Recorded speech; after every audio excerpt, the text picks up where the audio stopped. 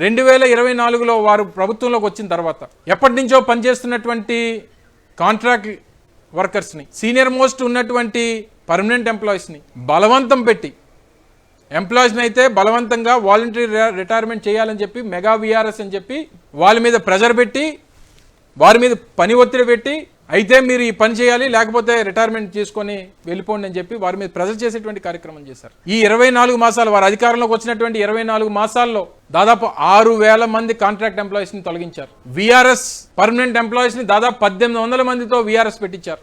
సహజంగా వయసు రీత్యా రిటైర్ అయిపోయినటువంటి వారు నెలకి 100-150 మంది చొప్పున దాదాపు 2,000 మంది పైగా రిటైర్. ఈ నెలలో 200 మంది రిటైర్ అవుతా ఉన్నారు. ఈ జూన్ మాసంలో 200 మంది రిటైర్ అవుతా ఉన్నారు. అంటే 2024లో ప్లాంట్లో ఉండేటువంటి వర్క్ ఫోర్స్ అటు పర్మనెంట్ కానీ కాంట్రాక్ట్ ఎంప్లాయీస్ కానీ 30,000 మంది ఉంటే అది ఈ రోజు దాదాపు 16,000-17,000కి చేరిపోయింది. అంటే 30,000 మంది చేయాల్సినటువంటి పనిని ఈరోజు 15,000-16,000 మంది చేస్తూ ఉన్నారు. అంటే ఎంత పని డబల్, 100% పని ఒత్తిడి వారి మీద పెరిగింది. దేశంలో ఏ ప్రభుత్వ రంగ సంస్థల్లో లేనటువంటి ఒక విధానాన్ని ఈరోజు విశాఖపట్నం స్టీల్ ప్లాంట్ తీసుకుని వచ్చారు.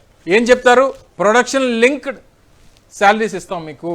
అంటే నువ్వు ఎంత పని చేస్తే, ఎంత ప్రొడక్షన్ వస్తే దాన్ని బేస్ చేసుకొని నీకు శాలరీస్ ఇస్తాం.